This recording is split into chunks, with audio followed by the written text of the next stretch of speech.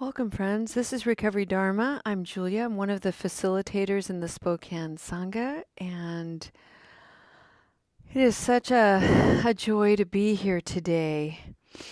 I'd like to begin our practice with an intention, setting an intention for this practice. It's a way of adding something to the practice by keeping our mind focused.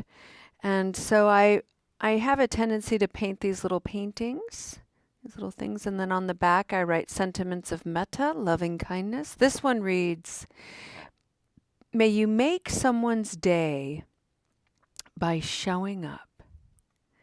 May you make someone's day by showing up."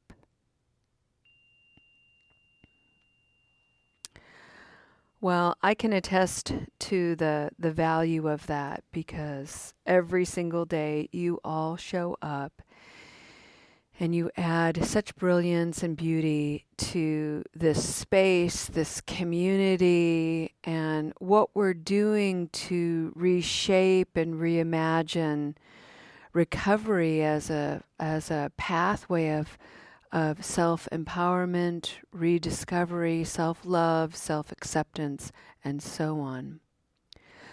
The most wonderful thing that we have going for us is we have these ancient Buddhist practices. And they're not just ancient that we're sort of repeating, following some kind of dogma. These are ancient teachings and practices that have come alive in cultures all over the world at various significant moments in time. The wisdom that permeates these teachings has been able to adapt to the time in which they find themselves, and that is true to this day. Here we are, 2025, and we're talking about perspectives, philosophical principles that were discussed 500 years BC. And it's because they are relevant, they are relatable, and they have been tested by millions of people through the course of time. And that's what we're invited to do here today, is to trust our own good nature, to trust our own innate wisdom, to trust our good hearts, and explore this wisdom as it resonates with each of us as individuals. In the Spokane Sangha for the month of March, we've been exploring something in Buddhism called the Eight Worldly Winds, 4 pairs of opposites that serve as broad concepts for main access points for suffering, basically.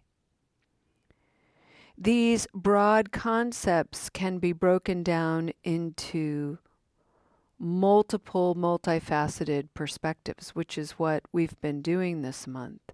So, for instance, the 4 main ideas, the 4 pairs of opposites are pleasure and pain. From the viewpoint of recovery, we know that to seek the temporary, impermanent pleasure that comes from using substances or having process habit energy, we do actually experience pleasure, but it's temporary and deceiving. And that leads to pain. Most of us who are endeavoring to understand our relationship to habit energy are doing so because the pain now outweighs the benefit of any pleasure. And there's an awareness from deep within that's beginning to call our attention and say, hey, maybe it's time to learn to sit with the discomfort. maybe if we understood the depth of this pain, we would find lasting pleasure, lasting happiness in other ways. The second pair of opposites is something called gain and loss. This relates to recovery, but it relates to the human experience in general. Anytime we are seeking gain, we're in a posture of craving. If explored to an extreme, it becomes a hungry ghost, insatiable, constantly grasping, becoming greedy, one of the most afflicted mind states. And coupled with that craving for gain, whatever we're trying to gain, there is always loss right beside it. We're disappointed. We're frustrated. We lose our composure and so forth. The next broad category of pairs of opposite is praise and blame. And then the final one is fame and disgrace. And earlier this week I was talking about fame and disgrace, and I was putting synonyms associated with this. The synonyms I used were validation and rejection. Today I'd like to bring forward another set of synonyms, contradictory words, opposites, and they are acceptance and disapproval. Now, when we explore synonyms, we really know that we're navigating waters, same waters. But the waves of these waters are different. The view is slightly different. So what I'm endeavoring to do here by bringing forward synonyms is to invite the mind to engage with more nuance. Invite the mind to be a little bit more creative. Validation is like acceptance, yet not all the way, sort of, right? A little bit different. So let's talk about it. Let's explore it. And I'd like to frame this in the context of recovery, sobriety, abstinence, the journey, and our relationship to habit energy.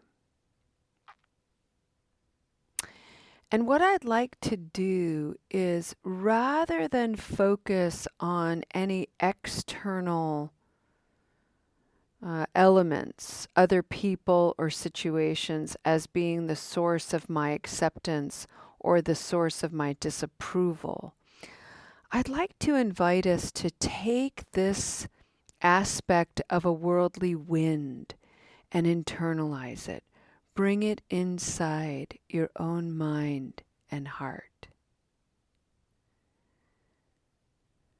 And for our contemplation today, ask a very basic question.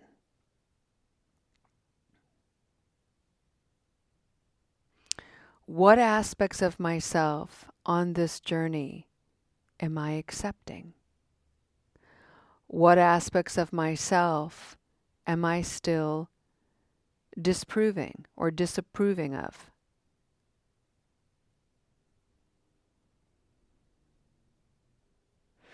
And this is a very personal reflection. It's an intimate reflection. So I invite you to be really gentle, particularly if as you go, you find yourself meeting yourself with a defensive posture like, oh no, I'm totally fine. I've completely learned about self-acceptance and self-love. I'm good. All good. No more disapproval here. And you can just smile at that. Smile at yourself and say, okay, wow, would you look at that? All good here. And breathe. And maybe that will afford an opportunity to soften and say, okay, that's probably true. All good here. Fully self-accepting. No more personal disapproval. What else is true?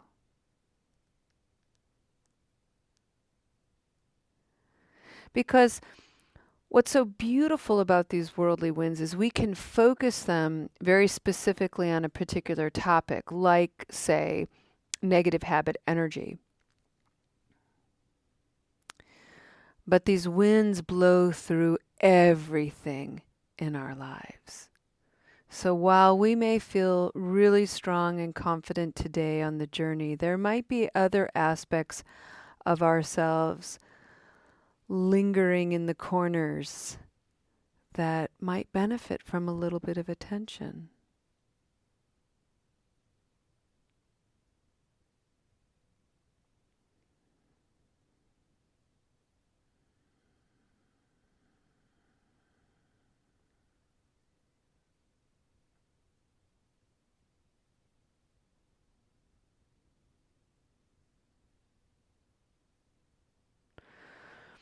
One of the personal aspects for myself that I'm constantly exploring is the word, there are actually two. One is codependence and the other is enabling. And those two words are highly stigmatized. They're over pathologized. And so I'm trying to, for myself, understand the subtleties of these concepts, because there are aspects of my behavior and my intimate relationships where there's a level of codependence that is highly functional, healthy even. And then there are other aspects that are not. And so I don't want to just give myself a blanket label going, okay, yeah, I'm codependent and all of that is bad. So I've been working with this, trying to accept these are aspects of how codependence arises in my life where it makes sense. There are healthy degrees to it, and here there are where it's dysfunctional, and I accept that that's showing up in my life. Now what can I do with that? Because I don't like how it operates in my life. I disapprove of that. So what can I do differently? How can I work with it? How can I mature and shift my behavior?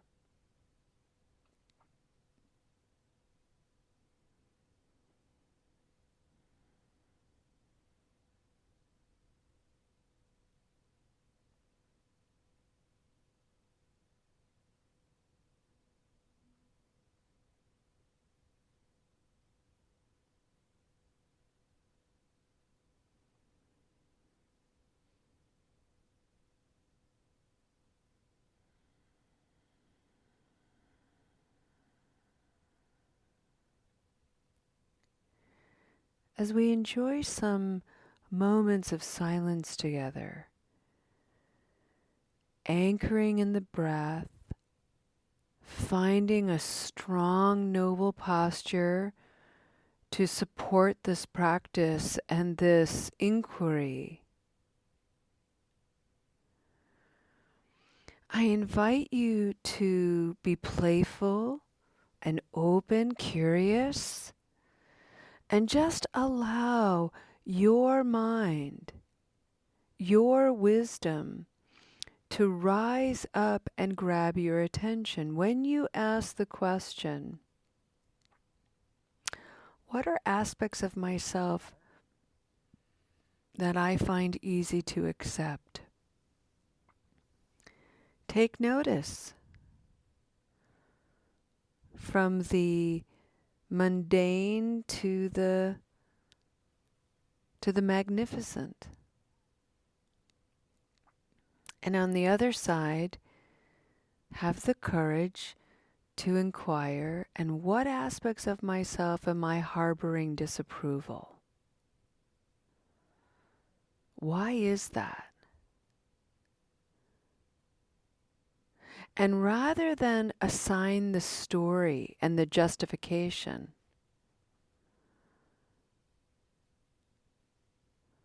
like, well, it's because I did this and I did this and I did this and I did this, and therefore I deserve this disapproving label.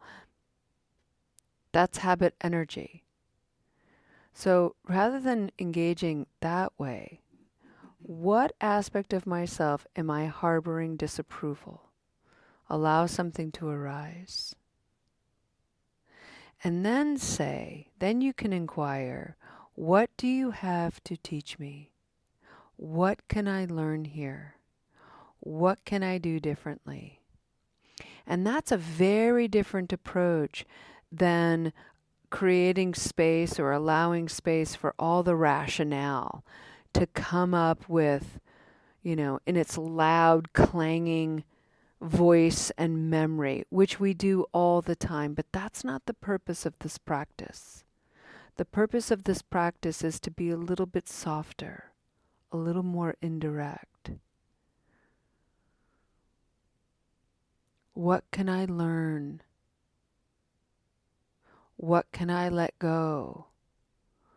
What can I shift? What needs softening, opening?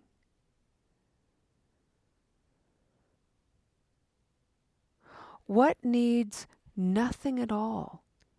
Even if I'm in a posture of disapproval, can I simply let that exist?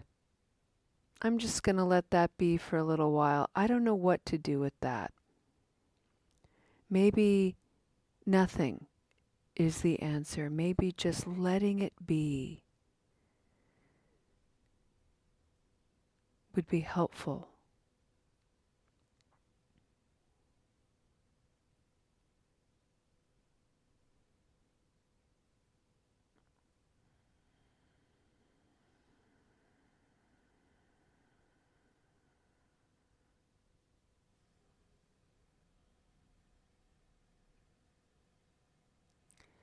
What aspects of myself do I accept? What aspects of myself am I harboring disapproval? Trust what arises, stay open and curious, and enjoy your practice.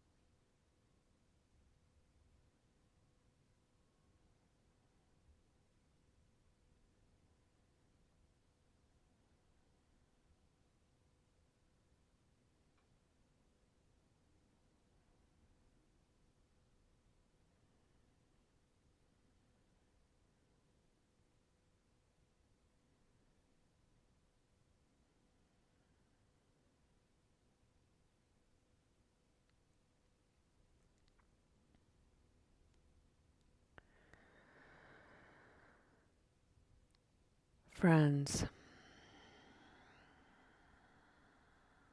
one of the breathing mantras that I have used for many years now as a way of neutralizing this practice, when we work with pairs of opposites, it can be difficult because I can become a little unmoored. Where's my center? Am I going in one extreme or the other? And so a way to neutralize this and to stay centered, I do this breathing meditation, and it goes like this. I start the same way every time on the inhalation. Breathing in, I calm my body. Breathing out, I say the same thing over and over again. Breathing out, I smile. I am not okay, and I'm okay. Breathing in, I calm my body. Breathing out, I smile.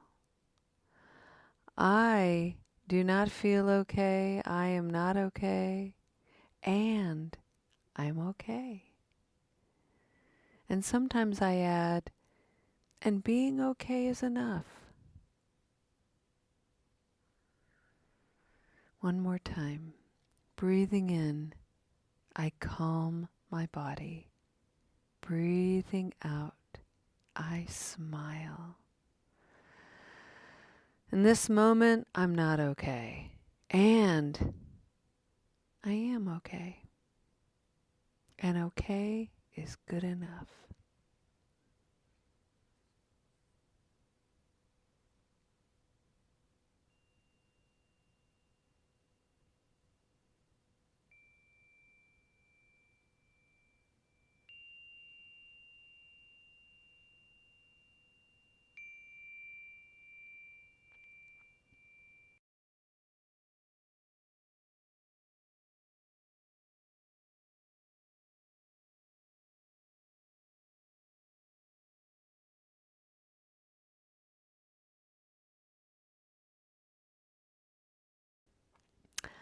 All right, let's go ahead and end our practice today with a dedication of merit.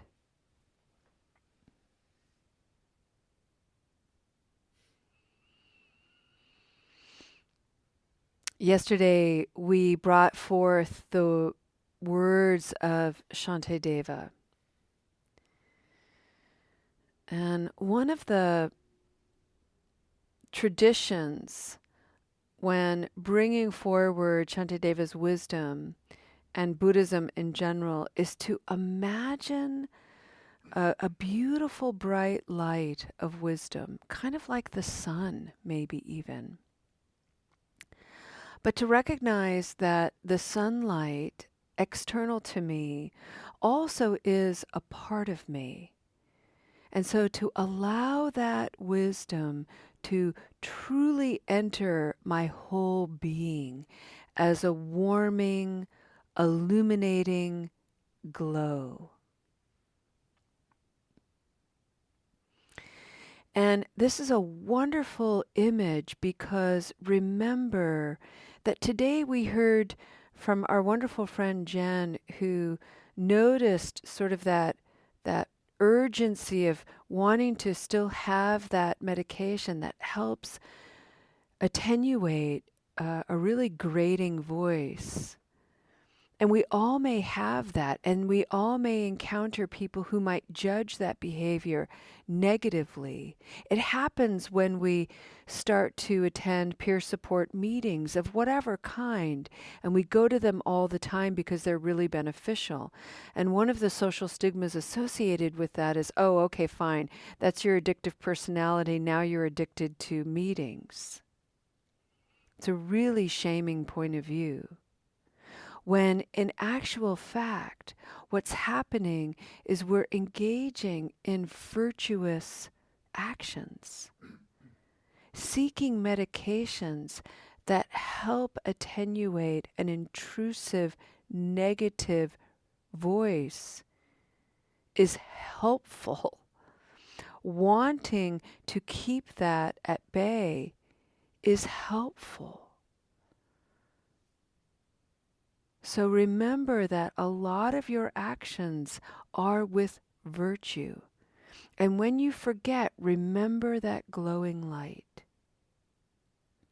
And may it radiate out and touch those social narratives that are so harsh and shaming and popular, and they're spoken so often and commonly that people don't even think about it anymore. And so may your radiance be illuminating, healing, and allow people to awaken from the jaundiced stupor of their own lives. May you take this light in, may you be at peace, and may you know that your presence here adds to a wellspring of inspiration and love. Thank you so much, friends. Namaste.